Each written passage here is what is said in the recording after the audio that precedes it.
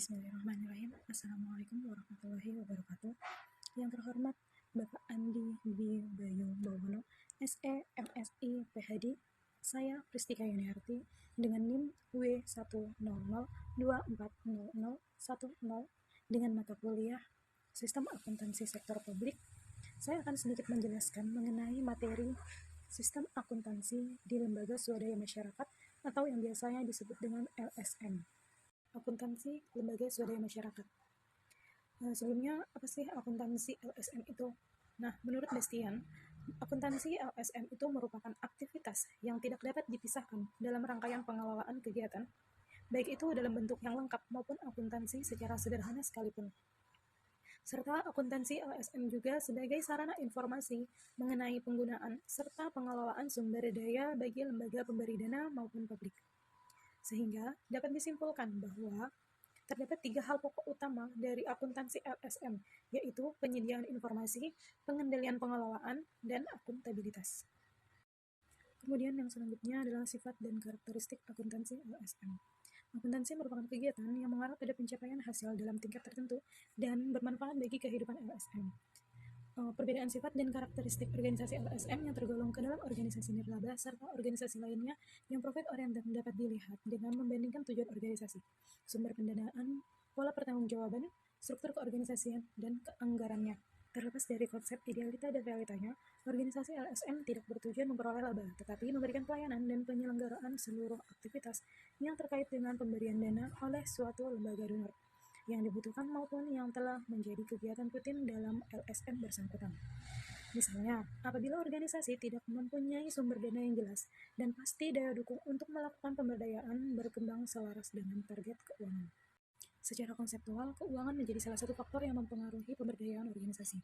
Tujuan keuangan organisasi LSM ini berbeda secara filosofis, konseptual, dan operasionalnya dengan organisasi profit swasta. Struktur organisasi ini tidak terlalu formal, namun biasanya ada seseorang atau aktivis senior yang memimpin. Kemudian yang selanjutnya adalah tujuan akuntansi LSM.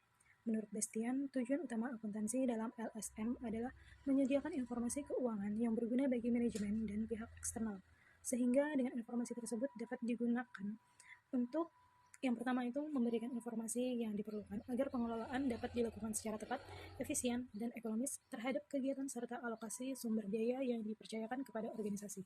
Kemudian yang kedua, memberikan informasi yang akan digunakan oleh pengelola organisasi sebagai suatu laporan pelaksanaan pertanggungjawaban. Laporan pertanggungjawaban yang dimaksud di sini mengenai pengelolaan yang secara tepat dan efisien dari program yang ada, beserta penggunaan sumber daya yang menjadi wewenangnya yang akan dilaporkan kepada publik atau lembaga pemberi dana hasil operasi organisasi. Kemudian yang selanjutnya itu sumber dana LSM. Yang pertama, sumbangan masyarakat atau filantropi. Yang kedua, APBD atau APBN. Yang ketiga, lembaga pembangunan internasional seperti agen-agen PBB, ADB, World Bank, dan DFID, dan lain-lainnya. Kemudian yang keempat, pemerintah luar negeri seperti USAID, NORAD, GTZ, kemudian USAID, dan lain-lainnya. Kemudian yang kelima ada LSM atau NGO, internasional melalui kerjasama program atau proyek. Kemudian yang selanjutnya yaitu siklus akuntansi keuangan LSM. Di sini menurut Bastian terdapat 3 tahap dalam siklus akuntansi keuangan LSM, yaitu yang pertama tahap pencatatan, yang kedua tahap pengikhtisaran, dan yang ketiga tahap pelaporan. Di mana yang pertama ini tahap pencatatan, di sini pengidentifikasian dan pengukuran dalam bentuk bukti transaksi dan bukti pencatatan. Kemudian mencatat bukti transaksi ke dalam buku harian atau jurnal. Kemudian yang ketiga memposting dari jurnal berdasarkan jenisnya ke akun buku besar. Kemudian, untuk tahap yang kedua yaitu pengikhtisaran, seperti pertama menyusun neraca saldo berdasarkan akun-akun buku besar, kemudian yang kedua membuat ayat jurnal penyesuaian, ketiga menyusun kertas kerja atau neraca lajur, keempat membuat ayat jurnal penutup, kelima membuat neraca saldo setelah penutupan, kemudian yang keenam membuat ayat jurnal pembalik. Kemudian untuk tahap yang ketiga yaitu tahap laporan, di sini seperti yang pertama itu laporan surplus defisit, kedua laporan arus kas, ketiga neraca, yang keempat itu catatan atas laporan keuangan. Kemudian yang selanjutnya peran dan fungsi LSM dalam masyarakat. LSM memainkan berbagai peran dan fungsi penting dalam masyarakat, seperti yang pertama, mitra pemerintah dalam pembangunan, yang kedua, pengawas kebijakan publik dan pemerintahan, ketiga, penyalur aspirasi masyarakat, yang keempat, pemberdayaan masyarakat, yang kelima, advokasi kebijakan dan hak-hak masyarakat, yang keenam, pendidikan dan peningkatan kapasitas masyarakat, yang ketujuh, penelitian dan pengembangan, kedelapan, penanganan isu-isu sosial dan lingkungan, sembilan, bantuan kemanusiaan dan penanggulangan bencana, 10, pengembangan demokrasi dan masyarakat sipil. Kemudian yang selanjutnya yaitu jenis-jenis LSM berdasarkan bidang kegiatannya. LSM di sini bergerak di berbagai bidang sesuai dengan fokus dan misi masing-masing. Beberapa jenis LSM berdasarkan bidang kegiatannya yaitu seperti yang pertama LSM lingkungan, di sini fokus pada isu-isu lingkungan dan konservasi alam. Kemudian yang kedua LSM HAM, di sini memperjuangkan hak asasi manusia. Kemudian ada yang ketiga LSM pemberdayaan masyarakat, di sini fokusnya pada pengembangan kapasitas masyarakat. Kemudian yang keempat yaitu LSM pendidikan, di sini bergerak di bidang pendidikan dan pelatihan. Kemudian yang kelima LSM kesehatan, di sini menangani isu-isu kesehatan masyarakat. Kemudian yang keenam LSM anak, di sini fokus pada perlindungan dan kesejahteraan anak. Kemudian yang ketujuh LSM perempuan, di mana memperjuangkan kesejahteraan gender dan pemberdayaan perempuan.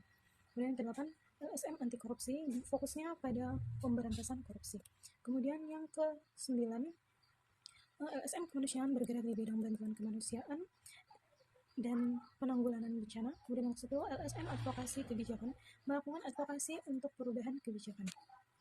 Nah, masing-masing dari jenis LSM tersebut memiliki fokus dan pendekatan yang berbeda-beda. Namun, secara umum semua LSM bertujuan untuk berkontribusi pada pembangunan dan peningkatan kesejahteraan masyarakat di bidang masing-masing. Beberapa LSM juga memiliki fokus yang lebih spesifik, misalnya LSM yang khusus menangani isu-isu disabilitas, LSM yang fokus pada pemberdayaan masyarakat adat, atau LSM yang bergerak di bidang energi terbarukan. Keberagaman jenis LSM ini mencerminkan kompleksitas permasalahan sosial yang dihadapi oleh masyarakat.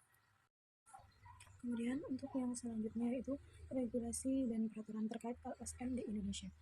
Beberapa regulasi utama yang mengatur keberadaan dan aktivitas LSM di Indonesia yaitu seperti yang pertama Undang-Undang Nomor 17 Tahun 2013 tentang Organisasi Kemasyarakatan, kemudian yang kedua Undang-Undang Nomor 27 Tahun 2004 tentang Yayasan, kemudian yang ketiga Peraturan Pemerintah Nomor 58 Tahun 2016 tentang pelaksanaan Undang-Undang Ormas, kemudian yang keempat Permendagri Nomor 56 Tahun 2017 tentang pengawasan ormas. Kemudian regulasi tersebut mengatur berbagai aspek terkait LSM seperti yang pertama tata cara pendirian dan pendaftaran LSM, yang kedua hak dan kewajiban LSM, yang ketiga larangan kegiatan bagi LSM, yang keempat pengawasan terhadap LSM, dan kemudian yang kelima sanksi bagi LSM yang melanggar aturan.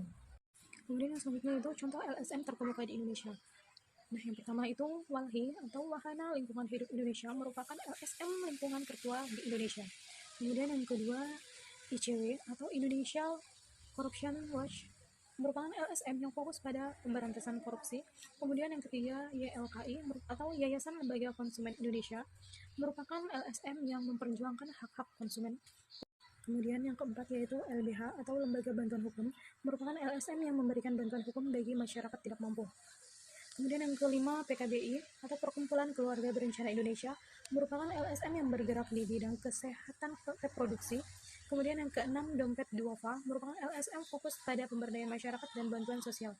Kemudian yang kelima AMAN atau Aliansi Masyarakat Adat Nusantara merupakan LSM yang memperjuangkan hak-hak masyarakat adat.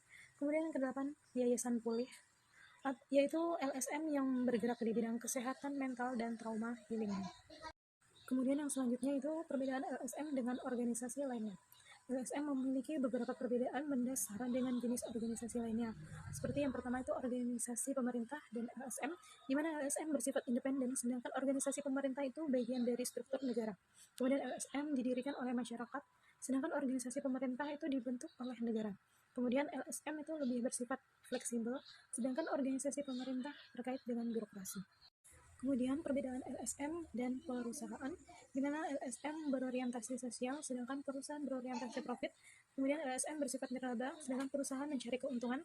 Kemudian LSM mengandalkan donasi, perusahaan mengandalkan pendapatan usaha. Kemudian LSM dan organisasi massa, di mana LSM umumnya lebih kecil dan spesifik, sedangkan ormas lebih besar dan luas. Kemudian LSM fokus pada isu tertentu, sedangkan ormas itu lebih umum. Kemudian LSM tidak berbasis massa, sedangkan ormas memiliki basis massa. Kemudian untuk yang selanjutnya itu apa sih manfaat dari adanya LSM itu bagi masyarakat? Nah, yang pertama itu menyalurkan aspirasi dan saluran masyarakat. Kemudian yang kedua itu mengawasi jalannya pemerintahan dan kebijakan publik. Kemudian yang ketiga memberikan layanan sosial yang belum terjangkau oleh pemerintah. Yang keempat memberdayakan masyarakat melalui berbagai program. 5. Melakukan advokasi kebijakan untuk kepentingan publik. 6. Memberikan pendidikan kritis kepada masyarakat. 7. Memperkuat civil society dan demokrasi. 8. Mendorong partisipasi masyarakat dalam pembangunan.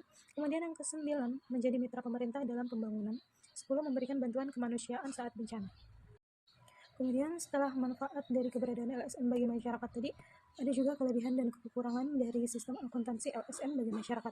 Nah, yang pertama di sini kelebihan dari adanya akuntansi LSM itu sendiri, yaitu yang pertama transparansi dan akuntabilitas, di mana sistem akuntansi LSM dapat membantu meningkatkan transparansi dan akuntabilitas dalam pengelolaan dana dan sumber daya. Kemudian yang kedua, pengelolaan dana yang efektif.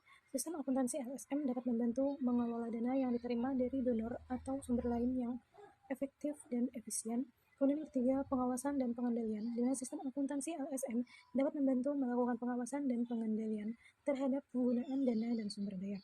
Kemudian yang keempat, laporan keuangan yang akurat. Di mana sistem akuntansi LSM dapat membantu menyediakan laporan keuangan yang akurat dan dapat dipercaya.